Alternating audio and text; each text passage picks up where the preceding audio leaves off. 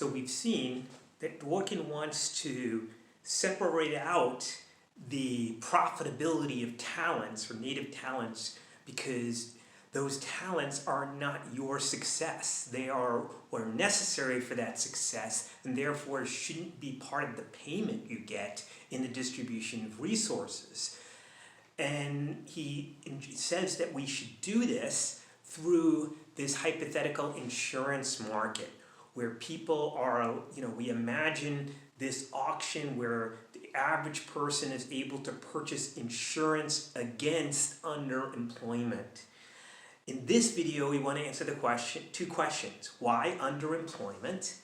And why is this insurance against the opportunity to earn at a certain level rather than just insurance against earning at a certain level? So let's answer that first question. Why is this insurance against underemployment rather than insurance against under-talent, like with handicaps where I'm insuring against going blind?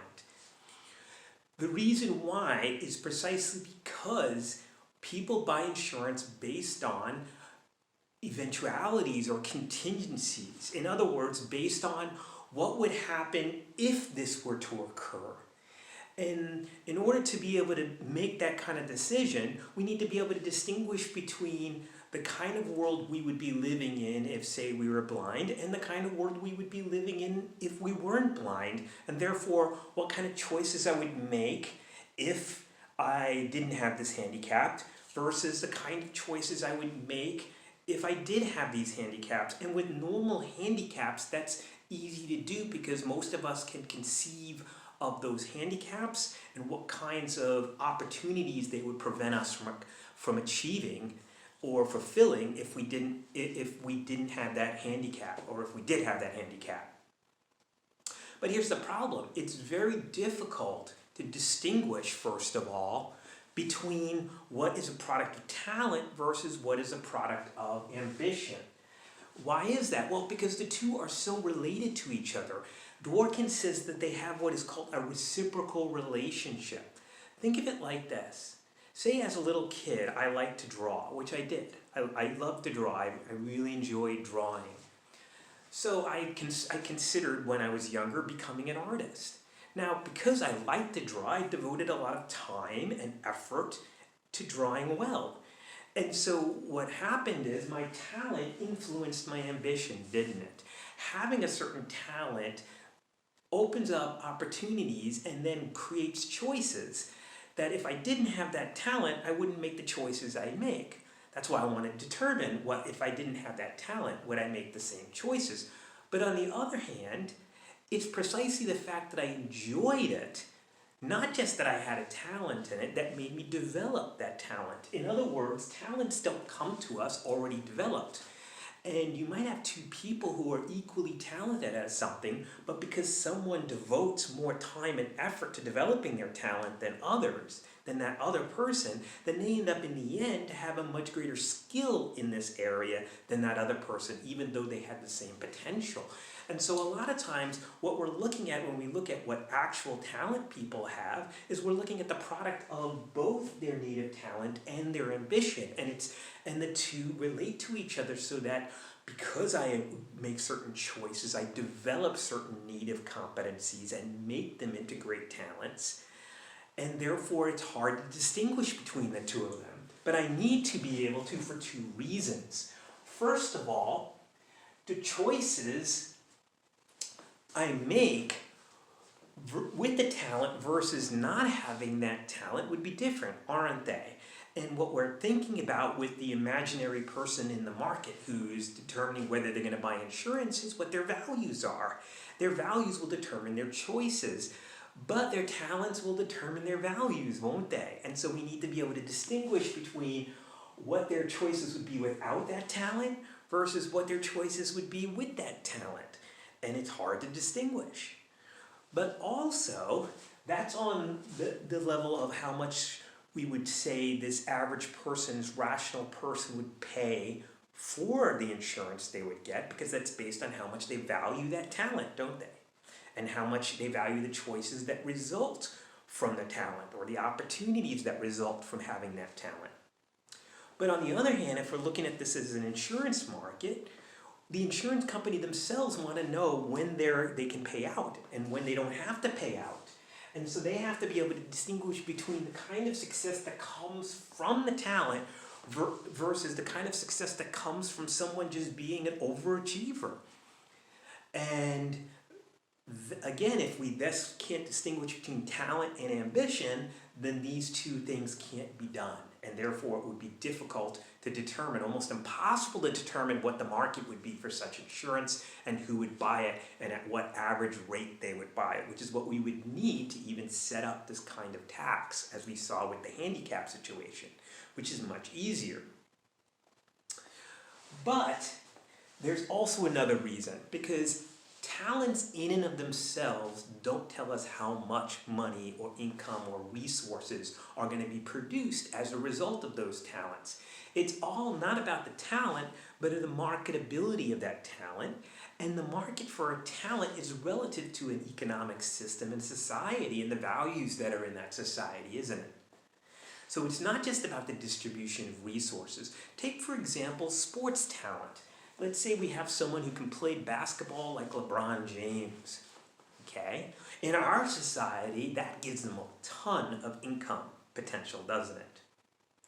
But let's say we have someone who's equally athletically inclined, but in a different sport. For example, soccer, okay? Or say Olympic weightlifting.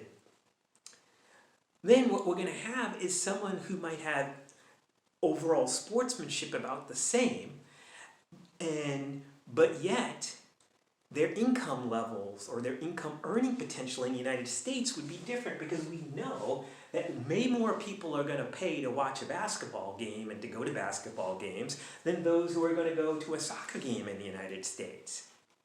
Whereas if we go to Brazil, that turns around, doesn't it? So that someone who's a fantastic soccer player who can play soccer like El Jefe is going to earn a lot more money in Brazil than someone who plays basketball well in Brazil. So we see that it's all about not the talents, but the market for those talents. And so if we're going to insure, we should insure not for those talents, but insure for how much money those talents are either going to prevent me from making or allow me to make.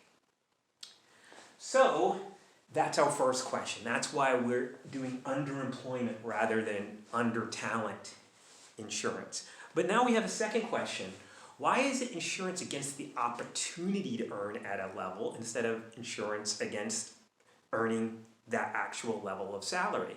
In other words, shouldn't I insure against making $100,000 rather than the opportunity to make $100,000, so that if I fail to make $100,000, then the insurance company pays out to me to make up the difference?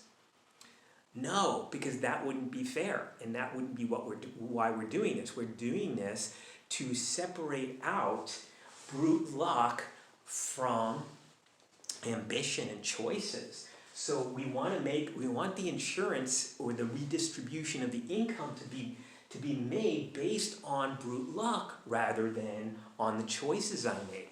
So let's say I have the ability to make $100,000 a year, but I only make $80,000 because I just don't want to put in the hard work to make the $100,000 a year, or because I don't want to choose that kind of lifestyle that I would need to have to make the $100,000 a year. Then that's my ambition. That's my choice. That's not based on the fact that I don't have the opportunity, the ability to do it, or the talent to make that kind of money.